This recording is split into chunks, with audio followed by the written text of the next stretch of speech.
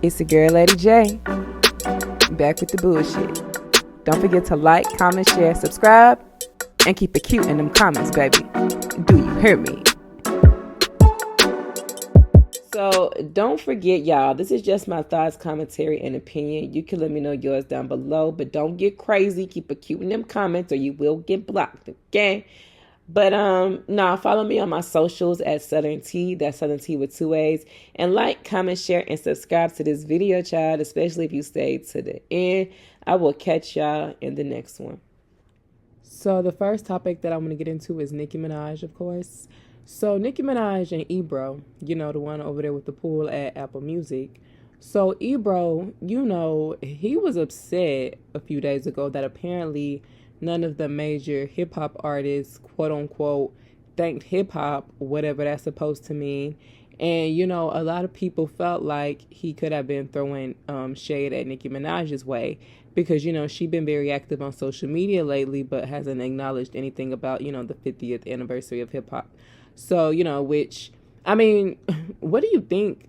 I mean, when you think about it, hip-hop kind of did treat Nicki Minaj like trash. You know, they even claimed at one point in time that her music was too pop. So, I mean, like, y'all kind of got to pick a struggle. Okay, anyways, multiple people didn't acknowledge the 50th anniversary of hip-hop. Drake was one. I didn't see Lil Wayne, Cardi B. None of them really. I really didn't see anybody acknowledge the 50th anniversary of hip-hop like that. So, I mean, he really could have been talking to any and everybody, which, I mean, whatever he gonna do, that's fine. But, you know, shit, DojaCat, she ain't said shit either, ain't acknowledged it. So, you know, she likes to cosplay. But, you know, anyways, I didn't think too much of it. But people are, you know, upset because they think that this could affect Nicki's rollout in the future because, you know, Pink Friday 2 is coming in November and, you know, she's going to need playlisting and all of that stuff. So, you know, a lot of people feel like Ebro could sabotage that since he has pulled out Apple Music. But, I mean, Pink Friday 2, it's going to be big with or without Apple Music or whatever playlisting, whatever the case may be. Pink Friday was big. Pink Friday 2 has no choice but to be big. I don't think personally, I think what's meant for you could never be sabotaged, honestly, at all. Which truly, you know, honestly, if something is for you, like if the universe or God or whatever you want to call it, you know what I'm saying? If it's for you, it's for you. And nobody can, you know, whatever powers they try to summon, it can't be stopped. You know, if it's for you, it's for you. Nobody can take that away if it's in your destiny. But I do not think that, you know, her not acknowledging the 50th anniversary of hip-hop is going to be the end-all be-all and the end of the world. Okay, you know. So, you know, I just think that it is what it is, and that's it. Okay, so she did troll him just to shut him up and told, you know, his ugly ass to text her. So, I mean, and she literally did call him ugly. Okay, so, I mean, I think it was just, you know, Nicki having that personality. Okay, so I'm sure he already know what it is. It ain't no bad blood there, but I don't think she needs to kiss nobody's ass because, you know, just because she got an album coming out, which, you know, I understand you got to play nice with certain folks, but, you know, I don't think she got to kiss nobody's ass. So that's just my 2 cents on that. Now, speaking of Nicki Minaj, she has broken the record for the most #1 hits for a female rapper on the U.S. Rhythmic Radio. So congratulations to Nicki Minaj, you know, another win for the queen. And I am not surprised. I think she had just broken another record last week. I mean, you know, still doing a damn thing 15 years in. Still ain't peaked yet, hell. Do you hear me? Okay. And you know what's really new though? So let me know what you're thinking and how you feeling. I just find it interesting how, you know, there's been plenty of female rappers to claim that they're quote unquote flourishing and that there's so many rappers doing this and doing that. But I mean, where are the records and what are the numbers doing? Okay, like where's the record breaking hits? You know, I'm only seeing that from Nicki, Ice Spice, and maybe DojaCat, but honestly, shit, we gonna get into that in a minute. But Nicki has also broken another record though, because, you know, no other rap song since Super Freaky Girl has gone #1. So that makes it the longest streak without a #1 rap song, and that goes for men and women. So she is the first, not the first, she is the last to do it. Since she's done it, ain't no other rapper been able to go #1. So Super Freaky Girl was the last rap song to do that. But all these bitches is out doing Nicki, right? Oh, okay. Congrats to the queen. Let me know your thoughts on it down below. So the next topic I want to get into is Asian Doll. So, per usual, the conversation around Asian Doll has zero to do with her music and everything to do with her shenanigans and her drama child. And it's always something with Asian, anything other than her music, really, and that's all because of her own doing, honestly. So, what went down? Well, let me start by going back a little bit to give you a little bit more context. So last week, approximately 1 week ago, actually, and shout out to Got the Scoop on IG. Y'all already know that's one of my favorite pages. They give you real time tea, baby, till you hear me, okay? But, especially when I be out and about during the day, some shit I just only catch because people either send it to me or I catch it when I'm scrolling and, Got the Scoop posted it. So anyway, Got the Scoop had caught and posted when Asian Doll had took to her story to say, I'm not signed and don't plan on ever signing again. In my life, I wish SME the best. And, SME supposed to have been $1 billion label that she was bragging about signing to earlier this year back in April. So that's what she posted to her story a week ago. And then yesterday, she announces that she is now on OnlyFans. And so, she posted, I guess, what's supposed to be promo videos to her OnlyFans, where she was basically ass naked with her crack out, literally fully exposed to the camera, shaking that BBL ass for the camera, like the whole bare backside, which I posted to my Instagram page. I will not be, to Twitter. I retweeted on Twitter, but I will not be posting it here. They will not remove my, video, baby. Okay, that's not gonna happen. Anyways, she also posted a series of, explicit photos of her in lingerie and shaking her ass. So, it's $20 a month to subscribe to her OnlyFans. Let me know what you're thinking down below. But I'm going to tell you what I think and what a lot of other people think according to social media. And that is that bag has to be getting low, baby, because what other explanation can you give? I mean, you supposed to be a rapper. That's your job. Now you an OnlyFans asshole, okay? So someone say, Asian Doll started an OnlyFans, she must be going broke. And Asian responded and said, laughing my ass off. OnlyFans gave me $500K just to sign up. Not to mention I'm literally signed to a billionaire. Stop watching my pockets. They so full I don't even gotta do shows no more. That was the goal. Now, let's push the pause button, bitch, because 2 and 2 is not yielding 4 in this problem, okay, for me. So you said OnlyFans gave you money to sign up, okay, to show and shake your ass for money. But you said your manager is the reason why you getting richer. Why would your manager advise you, a rapper, to start an OnlyFans and show and shake your bare ass with no draws on for $20 a month? What kind of manager is that? Are you serious? Like, all the deals she could have gotten for you, and that was the best that they could come up with. Okay. My second problem with what Asian Doll said was that she said she literally signed to a billionaire. Okay. When just 6-7 days ago, you just said you ain't signed and never plan on signing no more. So which one is it? Because I'm confusion. Lastly, she say her pocket's so full that she don't got to do shows no more. But they ain't so full to the point where you have to resort to selling your body on OnlyFans. Like, you a rapper, or supposed to be, and got so much money, okay? But instead of doing shows, which is in your job description, you instead want to show and shake your bare ass on OnlyFans. And you say that was your goal. Bitch, you sound about stupid. Explain to me how that makes any sense. You are a rapper that don't do shows but sell and shake your ass on OnlyFans. Okay, but, won't do shows for, it's a hot mess. At this point, Asian just as slow as Glorilla for me. They in that same category together, but y'all let me know what you think down below. So the next topic I want to get into is DojaCat. So Doja's Paint the Town Red has become the first solo female rap song in history to reach #1 on US Spotify. So congratulations first and foremost to DojaCat. However, let me just say, I've been seeing a lot of talk about how people really haven't been hearing a song like that, and how people are kind of, not too into the song, but they don't think it's a bad song. Okay, I've been seeing a lot of that rhetoric on social media, okay, to say the least. And I haven't been hearing the song like that when I'm outside, if I'm being honest. Okay. So I've been seeing a lot of that kind of talk surrounding this song. And this is not one of those songs personally that I feel like I have to play every day. Like, it's not a Red Ruby the Sleaze type shit. Like, I don't have to hear this song. but if it comes on, I'm not gonna turn it type shit, because I do think it's catchy. It got a nice little beat to it, but it's not something I have to play every day. I don't feel like that with this song.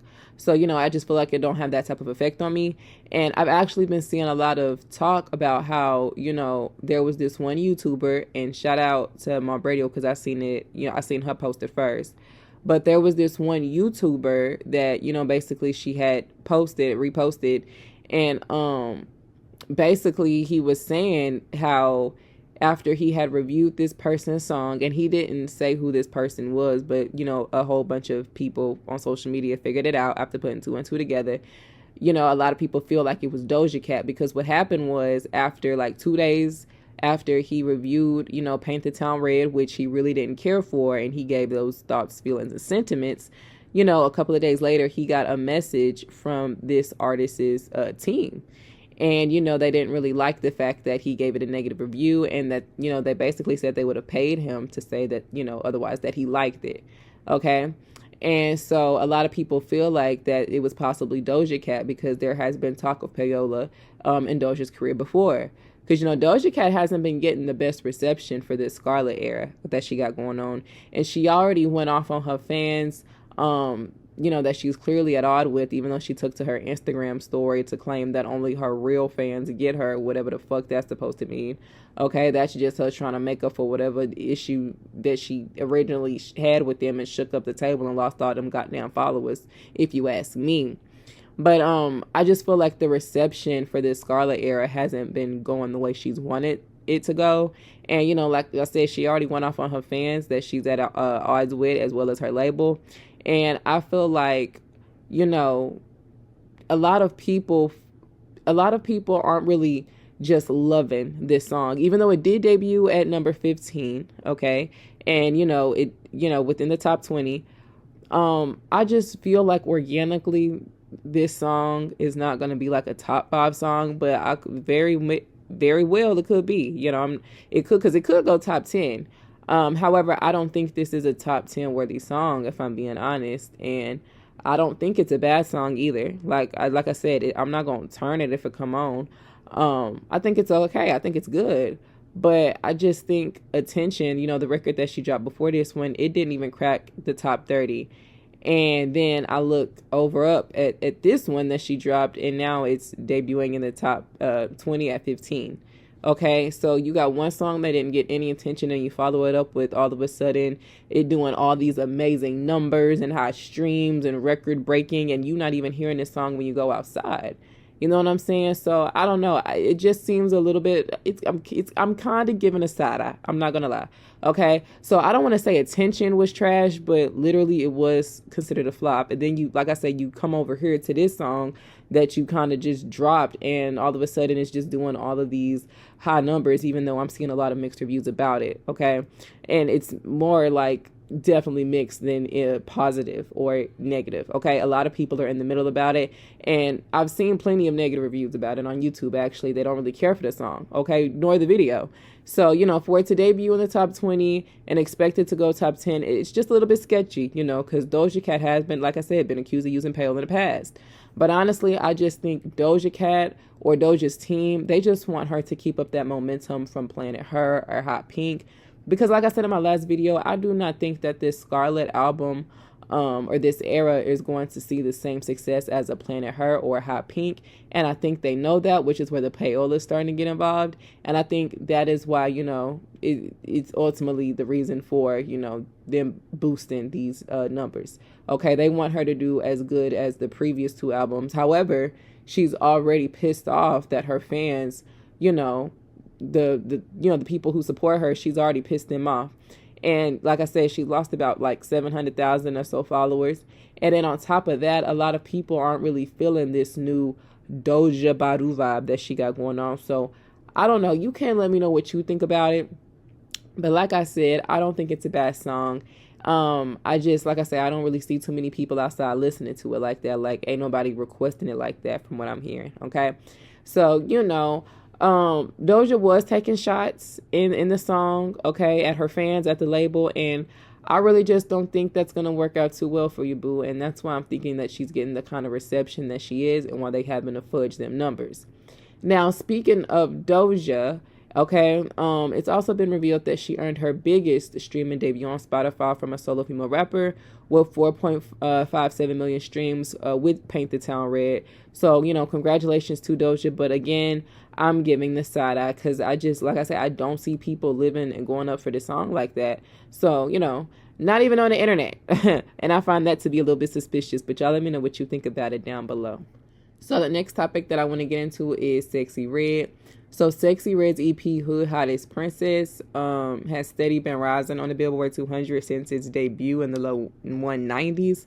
Okay, so it has steadily been on a rise, which I mean to even debut on Billboard 200 is a big deal in and of itself, because a lot of these girls been in the game years, and I mean years, and have yet to have one project debut on the Billboard 200 albums chart. So congratulations for her even having gotten on the chart and having stayed on the chart since she has been on the chart and rising every week at that. So she is now, I believe, 126. So she has risen in over like 50 spots since the EP has been put out, which is a big deal. And SexyRed has a very, raunchy urban audience. So that's pretty good for her. And this is her first EP or project. So like I said, congratulations to SexyRed.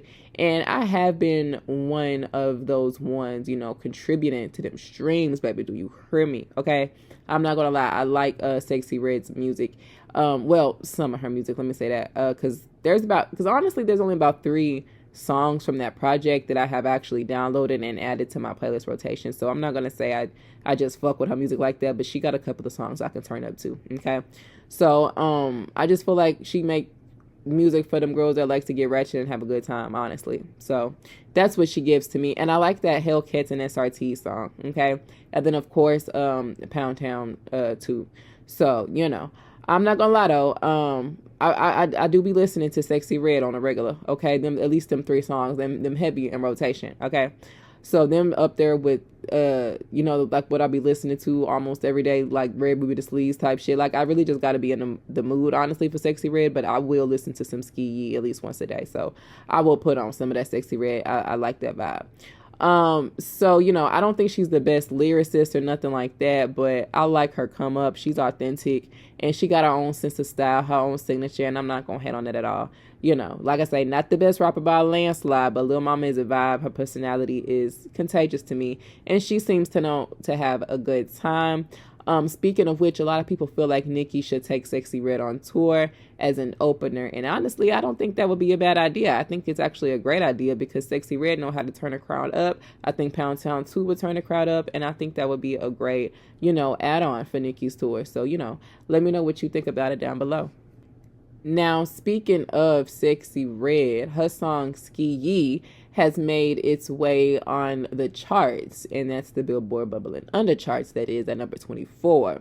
Now, the reason I'm highlighting this is because clearly, this ain't no mainstream song or whatever, and it's not a song that is being properly promoted. And that is that, this song is actually doing really well with streaming, numbers-wise, So, I mean, people like it, baby. Do you hear me? Okay, it's not really getting promoted like that. It's not really a mainstream song like that, but baby, the streets fuck with it. So, and I fucks with skeeyee. She ain't talking about shit in a song. Honestly, it's just some turn up shit, and it go off in the car. Okay, I actually hear people playing and requesting a song. When I go outside, I actually heard someone not too long ago rolling up to the Walmart parking lot in this song. So, you know what I say. You can let me know what you think about it down below. But like I said, congratulations to SexyRed. So the next topic I want to get into is JT and Stunner Girls Like That remix. Let me know what you thought about the remix. But baby, when I tell you that Miss JT came in and slid, killed her verse, and did what needed to be done. Do you hear me? Okay. I have been replaying that bitch. First of all, I had already liked this song, the original song with just Stunner Girl. Okay. Like, for one, Stunner not the best rapper, but it's really the beat and the vibe for me. Okay, out on the town, okay, downtown, it be a vibe. And then she going to add JT to this song, and it just added what needed to be added. Like JT added to this song. I really did enjoy her verse. I liked it a lot. I liked it better than Stunner Girl's part, and that's not to compare the two. I just think that JT really did what she needed to do. And honestly, I kind of wish Stunner Girl had added some new elements in there on her part. But, you know, it made it a little bit more different. It made it more of a real remix. But I don't think these girls got them, you know, got it in them like that, like they used to. But, you know, of course, there were shots being thrown, baby, okay? So people feel like she was responding to a lot of Cardi B shade over the past few months because, you know, Cardi B has been throwing shots at JT in her verses. And, you know, she doing this so-called collaboration run, you know, where in Tomorrow 2, she shaded JT when she was talking about how she got condos in that bitch head. People, especially me, feel like JT may have responded to that particular line in this song when she said, fuck a condo if it ain't the penthouse. Okay, and that's a bar, by the way. And then she said, I'm on these bitches next till they tap out. Can't be fucked with on the niggas fuck list. Hoes ugly, put their ass on the yuck list. And I don't care what you or your mama talking about, but that was definitely towards Cardi B, because they can say, you know, Cardi ain't ugly, okay, and all this type of stuff, but you have a lot of people on the internet throwing it at her that she changes her face every other year, and only a bitch who thinks she's not really attractive would do that. Okay, and then, you know, JT said, bitches falling off, fuck back then, you don't want smoke hoe, you were vaping. And, you know, a lot of people felt like Cardi B has definitely fallen off, and she has not had a hit in like years, okay, literally, and she just be steady hopping on viral songs and putting out no album. So a lot of people feel like Cardi B has fallen off, and, you know, Cardi B has been coming for JT since they got into it last year. So I mean, I'm not really mad at JT, you know, for finally dropping her balls and going in on Cardi B. And then of course when she said, you know, you don't want that smoke hoe, Cardi B in that what is it, that Put It On The Floor Again, she was talking about what she say about smoking, I ain't smoking on no something, bitch, I'm smoking on you. Or JT said, bitch, you ain't no smoke, ho, you a vape pen, okay? So, you know, I'm not mad at it, but let me know what you think about it down below. But I love the verse. I thought it was cute, and I think she did what needed to be done. So I will be playing it daily. Let me know what you think about it down below. So the next topic I want to get into is Flo Milli. So Flo Milli done dropped another single, or a promo single, whatever you want to call it. It's Hot Box, that's the name of it, and it's sampling Khaleesi's Milkshake. And if you heard the song, let me know what you feeling, how you thinking. Personally, I don't feel like I like it, okay? Like Flo Milli, but I don't like this song. I don't like this song. And I do not like how she used this sample particularly, you know, especially the part when it gets to that la la la la. I think whoever produced that part for her did a horrendous job, okay? And, you know, that part was just the hot shit, okay? You know, I didn't think her lyrics were trash or anything, but I just really wasn't connecting with you, Flo, okay? It wasn't resonating with me. I just did not like the overall delivery of the song. And as you know, based on my past statements and opinions, I actually do like Flo Milli as an artist. However, the thing with Flo Milli is it's always a hit or it's always a miss for me. Like, it's not either in between or any of that. It's either one or the other, polar opposites. I just completely did not like this at all. And, you know, I've always said, you know, Flo Milli has to become an acquired taste because, you know, she's not everybody's cup of tea, and some people can't get past her kind of quirky or childish like voice, so they say. But, you know, one thing about Flo Milli, though, I feel like she has been hella consistent, and that's probably one of the most the biggest strengths about her is her consistency, because out of all of the new rap girlies, she is probably one of the most consistent ones. I would have to put her up there. Okay, she's been out doing her thing these past few years. I will give her that, you know, I will give her that. However, I just think Flo Milli, I don't know, I think she needs to better package herself or work on her branding. I feel like Flo Milli doesn't have a staple or a signature. I feel like there's just something missing about the Flo Milli brand. You know, she might have a fan base because I know her shows do be selling, and, you know, she is very consistent. However, I just don't think one of the reasons, you know, why, or I think one of the reasons why that she's reached or hasn't reached that level of mainstream success is because she doesn't have something to brand her or to staple her. I feel like, you know, Nicki Minaj has Barbie, and Ice Spice has that whole drill sound and is known for this orange Annie wig look. And I just feel like Flo Milli doesn't have that. I just feel like, what are you known for? Like, I don't know that. And that's my question for Flo Milli. And I also feel like she doesn't have that hit song that's seen a chart. And I'm not defining anyone's success by Billboard charts alone, but I feel like when you want that mainstream success and want to be credited mainstream wise, you need to have had at least one song chart, and I don't think Flo Milli has had that yet. And if so, I do not remember, bitch. So like, it need at least one song with like hella impact. So I don't know. You let me know what you think about it down below. So the next topic I would like to get into is Cardi B. Now, Cardi B really don't got too much of anything going on lately, which is why I believe she was just going through her camera roll, scrolling, looking at these throwback stripper photos. Okay, so she took to social media to basically ask would they still have fucked with her back when she was a stripper, and she was met with a lot of backlash, in my most humble opinion. Well, really not opinion, it's all facts, it's in the comments. So she was met with a lot of negative feedback, and she turned around and deleted the tweet. Okay, and you know, a lot of people, of course, were giving her, you know, criticism because they was like, for one, bitch, you would have drugged and robbed me, and for two, you don't even look the same today like how you looked back then, okay, 5 years ago, because you got a face change like every year. Okay, so, but my thing is, y'all can't see by now that this shit is a distraction.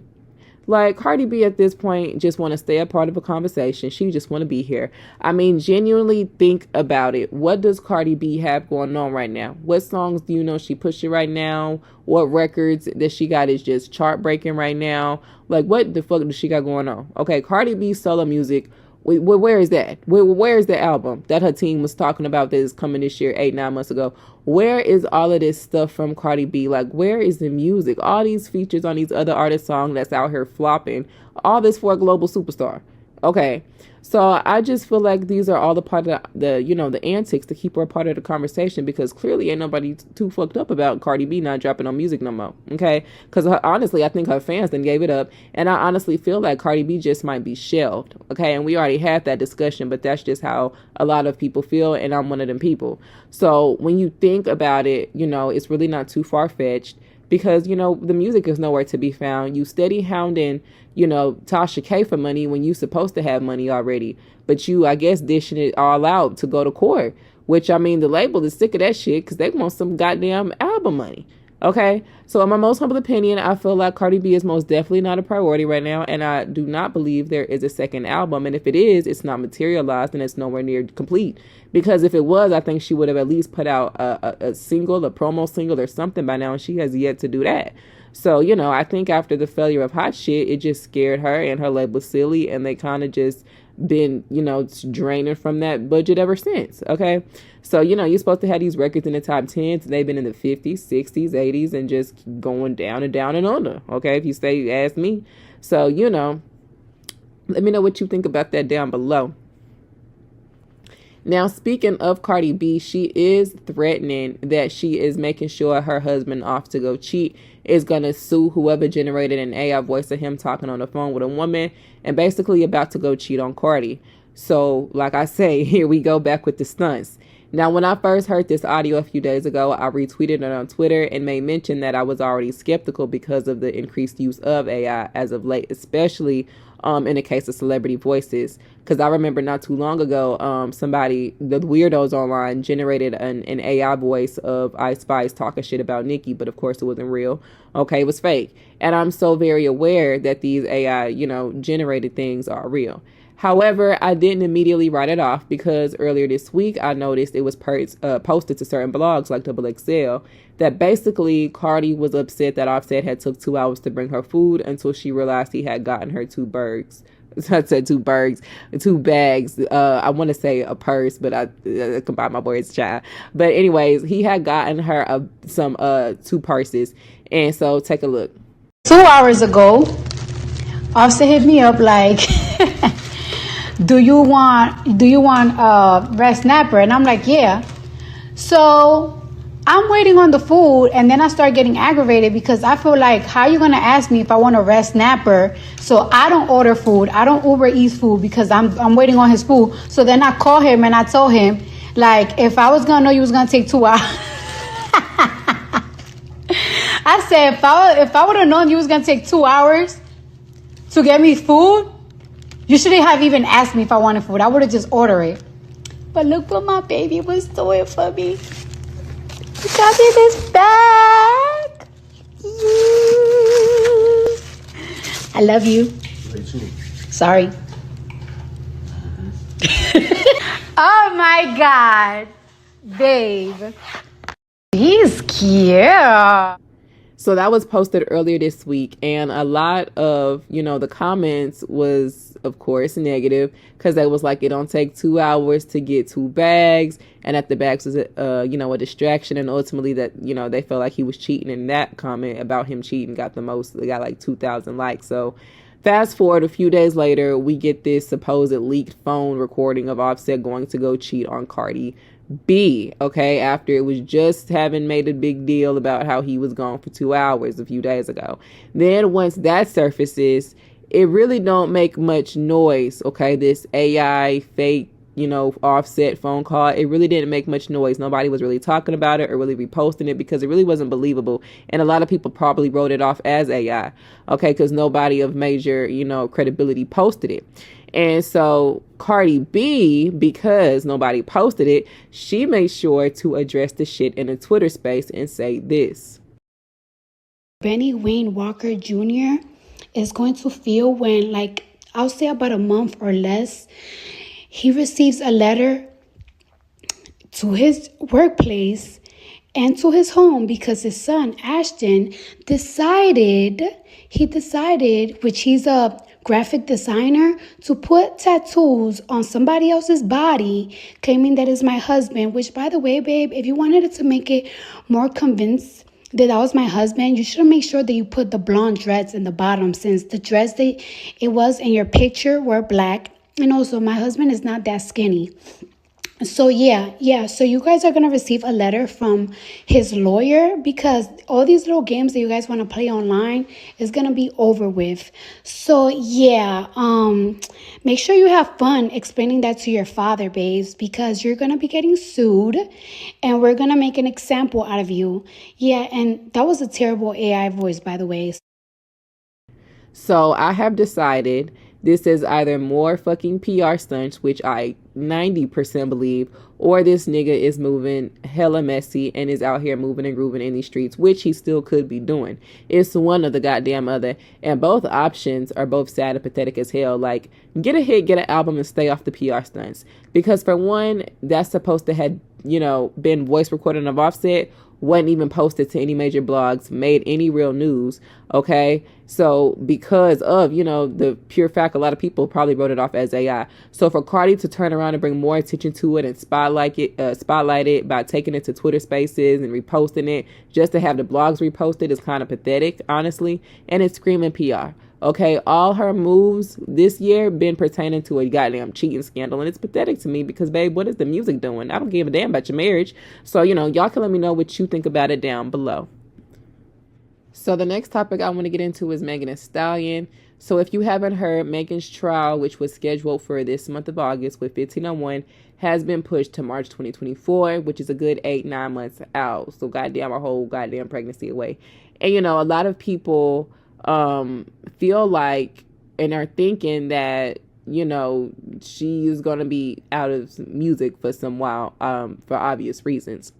And then, of course, she got 2 lawsuits with 1501. Remember, the first issue came about, when Megan was secretly going behind 1501's back, having meetings with Roc Nation, and eventually she signed to them as management. And I don't even think that was the main issue. I think the issue was that they being 1501 had no idea until after everything was signed, sealed, and delivered. And, Roc Nation was finally her management. And she didn't let it be known to her label. And I think they had an issue with that. They thought it was sneaky. And that's where all of her problems ultimately started. Megan got people over at Roc Nation to look at her contracts and, had them to make an issue about it, even though she and her mother both looked over the contract before she signed. So, it all stemmed from there. And then, of course, last year, another lawsuit was filed because, Megan wanted something for the Thotties to be classified as an album and not a mixtape.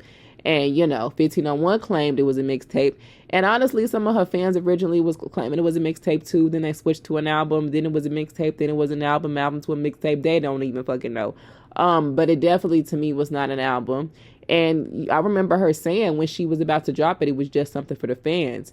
And, the fans was the ones saying, it was just something for us, something for the hotties. Okay. So, I honestly believe it was a mixtape. It was just a bunch of throwaway recycled songs, and they were all short. And I never understood why on earth Megan would want to hold that album or that project as being an album, because the sales did not do great at all. I wouldn't want to regard that as an album, okay, for my books. So I don't know why she would want to regard that as an album. However, the ultimate reason why is because she wants to leave her contract with 1501. And I think she got to give him about 3 or 4 albums. And, Good News was the first album. And, she trying to count Something for the Hotties as the second. But, I mean, the songs were hella short, hella old. And, they did count it as a mixtape. So I think you have to have at least 45-minute worth of songs to be regarded as an album, I believe. Correct me if I'm wrong. But, I don't know. For Megan to be gone until next year, till spring of 2024, baby, and not release any music, if that's what she thinks she gonna do, good luck to you, baby. Okay? Because, for one, I never understood the case of you saying that, you can't release any music right now, but yet you released the whole album last year and you were still going through what you're going through. So I'm confused on that. My thing is, I do not think Megan, I don't think her career can survive another 8-month hiatus. Honestly, she's not Beyonce. Okay. She's not Nicki Minaj. I think it's going to be extremely hard when Megan returns. However, there are talks of Megan signing potentially with Columbia, which I don't think is a good idea. And I'm going to get into why in just a second. But there's also talks of her potentially signing with Republic as well, which I also don't think is a good idea. But it really don't matter who Megan signs to, because waiting 8+ months for music, I don't really think anybody's going to care at that time. I mean, I do not think it's going to propel her career. If anything, it's going to put a hard dent in it, just like this Tory trial did. And honestly, if we don't get music from Megan until next year, I don't think, like I say, anybody's going to care when she drops. You can say, oh, it builds up momentum, but like I say, she ain't no Beyonce, she ain't no Nicki. Hell, the bitch ain't even Taylor Swift. People are already really aren't starting to care for Megan's music like that. And I mean, they're not really listening, okay? Because from one, Tory got more monthly streams than her on Spotify. Okay, as a matter of fact, Megan ain't even went up in numbers. She's been going down, okay, which is backwards. So I think whatever she do, she gonna need to do something fast, okay? At least drive some sales, or I don't know, release a promo single, upload something to SoundCloud or something, because I feel like the people are forgetting about Megan, and that's just how I feel, okay? Now, the reason why I don't think it would benefit her to sign with Columbia, if that's going to be the case, is because I feel like they push 2 of the main artists out of the 50, 60 artists that they got on the label, and that's Beyonce and Adele, honestly. So I don't think that would do any justice. I don't think it would serve her, but hey, do your thing. And no offense, over there at Republic, I feel like there's just already too many female rappers that are doing better than Megan. Okay, there's just, of course, the queen of them all, Nicki. Okay, and then you got Koi over there. Even though she don't do the best in sales, she really does good streaming numbers. So I just don't think it's going to benefit Megan. And I think they got Big Boss Vet too, which I find her to be really talented. So I just don't think it's going to benefit Megan to go to either of them labels, honestly. But like I say, it don't matter, because doing another 8, 9, 10 month hiatus, damn near a year, I just feel like nobody's going to care at that point. But you can let me know what you think about it down below. So the next topic I want to get into is Iggy Azalea. So Iggy is dropping a new song Friday that is going to be called Money Come, and I hope it ain't about money making this bitch come. Like, for real, I do not want to hear that bullshit, especially when you ain't been dropping in like 2 years. So I'm hoping that's not what you're coming back with, baby. Do you hear me? However, let me know if you are excited for the return of Iggy Azalea. And because at one point she said that she was doing music, and then obviously she hooked up with Tory and said he was going to be executive producing her album. And then, of course, he got locked up. And so that was put on pause. But I guess her album is still coming, because now she is coming with her first single, Money Comes. Okay, so let me know if you are excited for some new Iggy. I am interested to see what sound Iggy is going for this era. I have a feeling if Tori had anything to do with her, with this song in particular, because Tori, I love his music, regardless of how you feel about him. He's a musical genius. So I think if he had any hand in this song, I think it's going to be a good sounding song, and I think you could have a lot of potential. Or if he had his people working on this song. However, I don't know who she got to write because in my most humble opinion, Iggy is not the best lyricist or writer. However, I think you would be interested to see how, Iggy does, because she does have a fan base to a degree. However, I just don't think too many people are excited for Iggy Azalea because Iggy, she really hasn't had a successful run since like 2014, 2015. And she hasn't had a successful top hit song since the same time. And, I feel like how well or not well she does with this era, it can make or break Iggy, okay, as far as the comeback goes. But if this era does not do what Iggy or her team wants it to do, I think this will be the last time that, you see Iggy in the music, on the music side of things in the industry. So, you let me know what you think about it down below. So the last topic I'm going to get into is Latto. So Latto feels like Put It On The Flow was the song of the summer. Let me know if you agree, but I absolutely the fuck do not. Okay, for many reasons. For one, I'm still stuck on Red Ruby Da Sleaze. I think that's hands down the best female rap song put out all year, and I'm standing 10 toes down on that. And if you want to talk about song of the summer, I feel like that really can go to Princess Diana, honestly. And that's just how I feel. Or even the Barbie movie was big, and Barbie World is big. So I mean, even that, call me biased, call me what you want, but I'm going off the numbers and the streams, and I do not be hearing Put It On The Flow even when I go outside. Okay, but you know what I do be hearing? I be hearing Stunner Girls Like That. Okay, I be hearing that Gorgeous remix with the, especially that JT part. Okay, I be hearing SexyRed, Skeeyee. Okay, I don't be hearing no goddamn Put It On The Flow. So no, I do not feel like this was the song of the summer. It did not give that type of energy. It wasn't like what was a big song? Like back in 2021 when Essence was a big song, that was the song of the summer with Wizkid and Tim's, shit like that. This was not given that. So, let me know what you think about it down below. Now, speaking of Latte, I also want to get into this Davido collaboration that she got going on. I want to say it's called Unavailable. Now, like I told you in my last video, I actually like the song. I think the song is fire. A lot. I like it a lot, actually. But it's really hard not to like an Afrobeat song, especially when it's done by Davido, Wizkid, Tim's, Burna Boy. Like, it's hard to just not like an Afrobeat song. Like I say, even though Burna Boy is more my speed, I did like this Unavailable song by Davido. But like the majority of the world and the fan base and his comments, I do not feel like this needed a remix, and damn for sure not with no Latto on it. However, as far as her verse is concerned, I actually don't think her verse was bad. I don't think it was bad at all. I actually think it was decent. However, I don't think she added anything to the song, which is why I feel like it didn't need her or anybody else on it for that matter. She didn't add anything to me. Like, the verse, it was cute, but it didn't go with the song, honestly. And I don't think she blended well with the song at all. She wasn't soft-spoken, maybe for like 5 little seconds when she was trying to sing. But even that, I don't know. I feel like Latto's always kind of had the same rap style. She's always kind of rapped pretty hard, She got that Atlanta kind of like persona that she always kind of delivers on her raps. And I just feel like she always sound the same as far as when she is rapping. Like, she just don't know how to tone it down or how to switch it up. And I don't think she really knows how to match the vibe of the song. Like, when you look at Latto, she pretty much, or when you listen to her, she pretty much raps the same way and in the same cadence. There's really no voice inflections or anything like that in her voice. Perfect example is, of course, Nicki. Okay, in one song, she sounds like 4 different people in 4 different flows, and she always matches the vibe of the song, as far as her voice inflections and her pitch and stuff like that. And I really don't think Latto works on things like that. Okay, she just works on trying to have a good lyrical verse. So really, that's just how I feel about that. So I don't think she matched the vibe of this song. Let me know what you think, though. Now, Latto did, for whatever reason, decide to post her notepad to show that, she wrote these lyrics.